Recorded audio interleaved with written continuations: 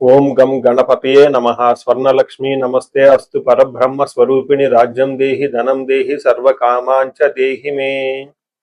12 రాసుల వారికి స్వర్ణలక్ష్మి అమ్మవారి యొక్క కృపా కటాక్షం వలన ప్రతి ఒక్కళ్ళకి ఆత్మ జ్ఞానం కలిగి ఉండాలి. తద్వారా ప్రతి నిమిషం ప్రతి సందర్భంలోనూ సంతోషంగా ఉత్సాహంగా ఉండే విధంగా అమ్మవారికి అందరినీ ఆశీర్వదించాలని, అంతేకాకుండా రాజ్యం దేహి, మన అందరికీ మంచి పదవి, ఉన్నతమైన స్థితి, ఒక అధికారం, దర్పం అన్ని కలిగించాలని, దానితో పాటు స్వర్ణలక్ష్మి అమ్మవారు ప్రతి ఒక్కరికి ధన ప్రవాహాన్ని కలిగించాలని, ఫైనల్ గా సర్వకామాంచ దేహిమే, మనం అనుకున్న ప్రతి కోరిక కూడాను ఇమ్మీడియట్ గా తక్షణమే అమ్మవారు మనకి నెరవేర్చాలని చెప్పేసి అమ్మవారు ప్రార్థన చేస్తూ, గణపతిని కూడా మనం చేసే ప్రతి దానిలోనూ మనకి బుద్ధి సిద్ధి, చక్కటి విజయాన్ని, ఒక మంచి వివేకాన్ని కలిగించాలని, సత్ డెసిషన్స్, మంచి నిర్ణయాలు తీసుకునే విధంగా మనకి గణపతి మనకు కృప ఉండాలని చెప్పేసి ప్రార్థన చేస్తూ, మనం ఈ రోజు టాపిక్ చూసుకుంటే సూర్యుడు వృషభ రాశి నుంచి మిథున రాశిలోకి మారుతూ ఉన్నారు. దీనిని మనకి మిథున సంక్రమణ అంటారు. అంటే ఇది 12 రోజులు ఉంటుంది ఈ సంక్రమణ. మనకి మకర సంక్రమణ, మకర రాశి ఎలానో ప్రతి నెల ఒక్కొక్క సంక్రమణం వస్తుంది. ఇప్పుడు రాబోయే సంక్రమణ మిథున సంక్రమణ అంటారు. ఇది 30 రోజులు ఉంటుంది. 15వ తారీఖు జూన్ నుంచి జూలై 15 వరకు ఉంటుంది. ఈ 15 రోజులు సూర్యుడు మిథున రాశిలో ఉండటం వలన ఏం జరుగుతుంది 12 రాశుల వారికి అని తెలుసుకున్నాం. అయితే ముఖ్యంగా సూర్యుడు మారటం వల్ల సూర్యుడు ఎలాంటి విషయాల్లో మనకి ప్రభావాన్ని చూపిస్తాడని తెలుసుకుందాం. సూర్యుడు వచ్చేటప్పటికి ముఖ్యంగా 8 రకాలైన అంశాలపైన ప్రభావాన్ని చూపుతూ ఉంటారు. ఒకటి, అందరూ బాగా గుర్తుపెట్టుకోవాల్సింది ఏంటంటే సూర్యుడు ఆత్మకారక అంటారు. అంటే మనకి సెల్ఫ్ కాన్ఫిడెన్స్, మనకు కావాలన్నా స్ట్రెంగ్త్, సోల్, ఆత్మబలం ఉండాలి కానీ సూర్యుడు చక్కగా ఉండాలి. కాబట్టి సూర్యుడు ఆత్మకారకుడు. అలానే రాజ్యకారకుడు, ఒక పదవి రావాలన్నా, గవర్నమెంట్ అథారిటీ, అడ్మినిస్ట్రేషన్ పవర్, వీటన్నీ రావాలన్నా కానీ సూర్యుడు మనకి స్ట్రాంగ్ గా ఉండాలి.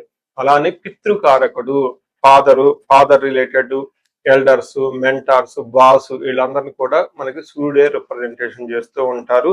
యశస్సు, కీర్తి ప్రతిష్టలు, గుర్తింపు, కొంతమందికి గుర్తింపు ఉంటుంది ఏ పని చేసినా, కొంతమందికి ఏ పని చేసినా గుర్తింపు అనేది ఉండదు.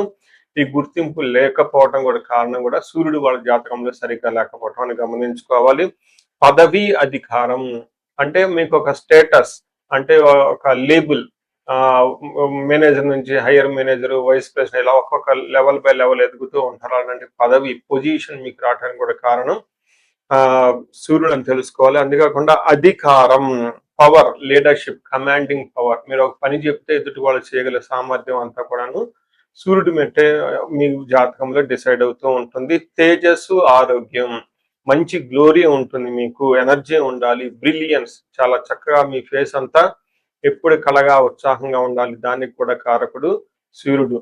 ముఖ్యంగా లాస్ట్ లో ఆరోగ్య ప్రదాత, సూర్యుడిని ఆరోగ్యం ఇచ్చే వాళ్ళు అంటారు. ఎవరి జాతకంలో అయితే సూర్యుడు సరిగా ఉండరో వాళ్ళకి అనారోగ్యంతో బాధపడుతూ ఉంటారు. ఎవరికైతే సూర్యుడు చాలా జాగ్రత్తగా ఉచ్చ స్థానంలో ఉంటారో చక్కగా వాళ్ళకి హెల్తీగా ఉంటారు, ఫిజికల్ గా చాలా స్ట్రాంగ్ గా ఉంటారు, ఒక పవర్ వాళ్ళలా ఉంటుంది అని తెలుసుకోవాలి. ఇలా 8 రకాలైన ముఖ్యమైన కారకాలు ప్రతి ఒక్కళ్ళ జీవితంలో సూర్యుడు అనేది ప్రభావాన్ని చూపిస్తూ ఉంటారు.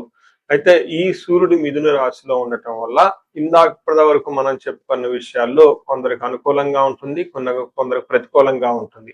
ఏ రాశులు వాళ్ళకి అనుకూలంగా ఉంటుంది, ఏ రాశులు వాళ్ళకి ప్రతికూలంగా ఉంటుందో మనం చూద్దాం.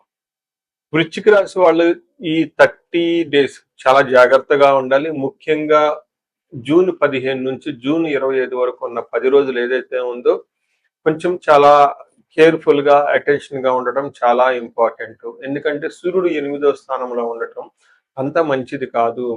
అటు సూర్యుడు 8వ స్థానాన్ని కొంచెం అన్ఎక్స్పెక్టెడ్ గా చేంజెస్ ఉండే అవకాశం ఎక్కువగా ఉంటుంది. మీరు ఏదో ఎక్స్పెక్ట్ చేస్తుంటే అన్ఎక్స్పెక్టెడ్ గా పరిస్థితులు తలకిందులయ్యే అవకాశం ఉంటుంది. మీ ప్లానింగ్ కానివ్వండి, మీ ఆలోచన కానివ్వండి, మీ మీటింగులు, మీ యొక్క కీర్తి ప్రతిష్టలకి భంగం కలిగే విధంగా చాలా పనులు జరిగే అవకాశం ఉంటుంది. ఏదికంటే కానీ మీరు అనుకోని విధంగా అన్ప్లానెడ్ గా జరిగే అవకాశం ఉంటుంది. మనకి సంస్కృతంలో మహర్షులు, ప్రాచీన జ్యోతిష శాస్త్ర గ్రంథాల ప్రకారం చూసుకుంటే యాన్షియంట్ స్క్రిప్చర్స్ లో ఏమని రాస్తుందంటే దుర్దోష శత్రు సంవాదో గమనాగమన వ్యధ దుఃఖ వార్తాశ్రుతం చైవ అష్టమస్తే యథా రవి అని చెప్తారు. అంటే 8వ స్థానంలో సూర్యుడు ఉండటం వల్ల ఏమవుతుంది, దుర్దోష నీకు చెడు ఉద్దేశం వచ్చేస్తుంది, వేరే వాళ్ళని ఇబ్బందులు పెట్టాలి చేయటం వల్ల ఏదేదో మీకు అవసరం ఉన్నా లేకపోయినా కొన్ని పనులు చేసి తద్వారా మీరు పశ్చాత్తాపానికి గురే అవకాశం ఎక్కువగా ఉంటుంది. శత్రు సంవాదం, మీరంతా మీరే శత్రువు దగ్గరికి వెళ్ళి వాళ్ళతో గొడవలు పెట్టుకునే అవకాశం ఎక్కువగా ఉంటుంది. గమనించండి, ఒక సేయింగ్ విలేజెస్ లో చెప్తూ ఉంటారు, మంచిని పావలా పెట్టి కొనుక్కోవాలి, చెడుని ముప్పావలా పెట్టి వదిలించుకోవాలి అని చెప్తారు. అందుకని చెడ్డవాళ్ళ దగ్గరికి మీరు వదిలించుకోవాలి, లేదంటే మీరు కావాలని వాళ్ళ దగ్గరికి వెళ్తే వాళ్ళు మీతో గొడవలు పెట్టుకొని మిమ్మల్ని కీర్తి ప్రతిష్టలు భంగం చేసే అవకాశం ఎక్కువగా ఉంటుంది. దుష్టుడికి దూరంగా ఉంటారు కాబట్టి దూరంగా ఉండండి. కొన్నిసార్లు చెడు ఉద్దేశం వాళ్ళు మనసులో పెట్టుకొని మంచిగా నటిస్తూ మిమ్మల్ని కావాలని మీ యొక్క ఇన్ఫర్మేషన్ తీసుకొని మీ దగ్గర ఉన్న ఇన్ఫర్మేషన్ సీక్రెట్స్ అని లాక్కొని బయటికి వెళ్ళిపోయి వాళ్ళు బహిర్గతం చేసి మిమ్మల్ని అడ్వాంటేజ్ గా తీసుకునే అవకాశం ఎక్కువగా ఉంటుంది. మీ వీక్నెస్ ని ఎదుటి వాళ్ళు ఎన్కాష్మెంట్ చేసుకునే అవకాశం కూడా ఎక్కువగా ఉంటుంది ఈ టైంలో. ముఖ్యంగా ఈ సెల్ ఫోన్లు మెసేజ్లు అవి ఇవి సర్క్యులేట్ చేసేటప్పుడు చాలా జాగ్రత్తగా ఉండాలి. వాళ్ళు వాళ్ళకి ఆల్టరేషన్ చేసేసి రకరకాలుగా మీకు ఏమంటారు అవి ఫాల్స్ ప్రోపగాండా చేసే అవకాశం ఎక్కువగా ఉంటుందని గమనించుకోవాలి.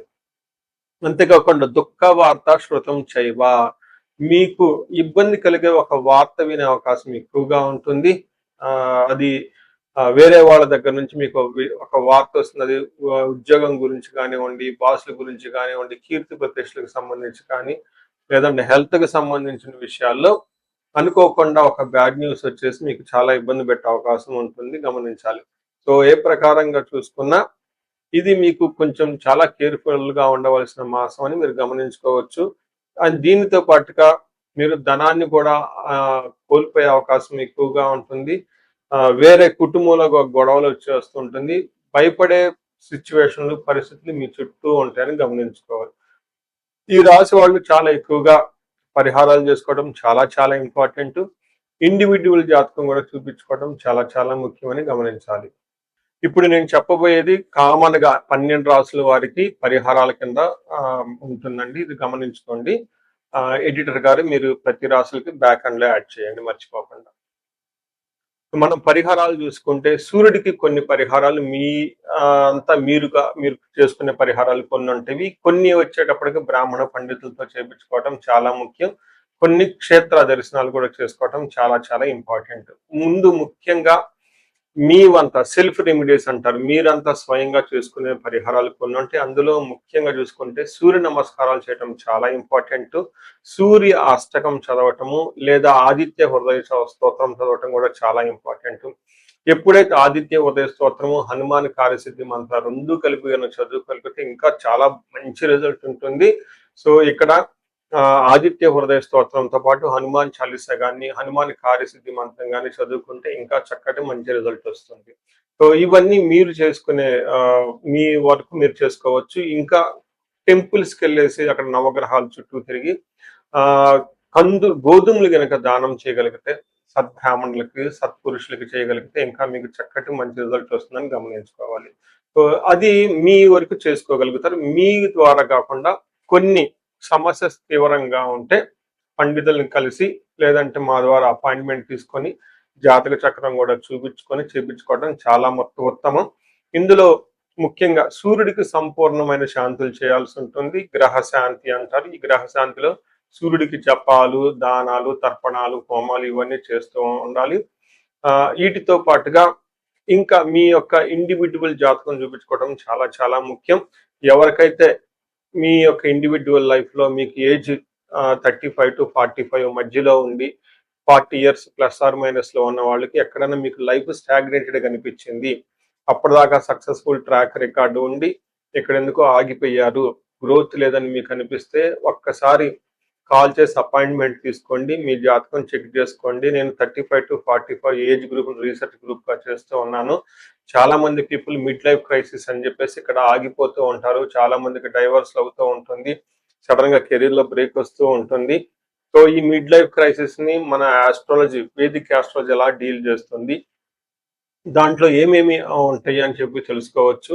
ముఖ్యంగా జ్యోతిష శాస్త్రం ప్రకారం గ్రహ శాంతులు అని ఉంటాయి. గ్రహ దోషాలు అని ఉంటుంది. మీ యొక్క అంతర్దశలు, దశలు తెలుసుకొని వీటిల్లో ఏదైనా ఒక గ్రహం దోషం ఉండటం అయితే మీరు స్టాగ్నెంటెడ్ అయిపోతారు. దాన్ని ఎలా బయటకు రావాలని పరిహారాలు తెలుసుకోవాలి. వీటితో పాటుగా మీకు ఏమైనా శాపాలుంటే పితృ శాపం, కాలసర్ప దోషము, ఇలా మాతృ శాపం, స్త్రీ శాపం, ఇంకా ఏమైనా యాక్టివ్‌గా శాపాలు ఉన్నాయా? ఈ శాపాలు ఉండటం వల్ల కూడాను మీరు లైఫ్‌లో గ్రోత్ లేకుండా ఆగిపోయే అవకాశం ఉంటుంది. సో, ఎవరికైనా సరే ఎలాంటి ప్రాబ్లమ్ ఉన్నా ధనానికి ఇబ్బంది పడిపోతూ ఉంటే స్వర్ణలక్ష్మి విశేష హోమం చేపించుకోండి. మీకు వీసా స్టాంపింగ్, హెచ్-1బీ లైక్ ఎక్కడన్నా ఏమంటారు ఉద్యోగంలో ఎక్కడన్నా బ్రేకులొచ్చి ఆగిపోతూ ఉన్నా, లేదంటే ఫైనల్ రౌండ్ దాకా వచ్చి మధ్యలో ఎక్కడన్నా ఆగిపోయినా గానీ, మీకు ఇలాంటి వాళ్ళకి కూడాను మన్యు పాశుపత అభిషేకము, రుద్రాభిషేకం చేపించుకోవడం చాలా చాలా ఇంపార్టెంటు. భార్యాభర్తల మధ్య గొడవలకు అన్యోన్య దాంపత్య పాశుపతం చేపించుకోవటం. ఎవరికైనా సర్పాలు, కాలసర్ప దోషాలు, మహాకాలసర్ప దోషాలు అంటే కాలసర్ప దోష నివారణ పూజలు, పితృదోష నివారణ పూజలు, మీ యొక్క జాతకం చూసుకొని ఇవన్నీ చేసుకోవటం వల్ల జీవితంలో 10 రెట్లు ఖచ్చితంగా వెళ్ళే అవకాశం ఎక్కువగా ఉంటుందని గమనించుకోవాలి. మీ అందరికి అష్టైశ్వర్యాలు కలగాలని, భోగభాగ్యాలు కలగాలని చెప్పేసి కోరుకుంటున్నాను. నమస్తే.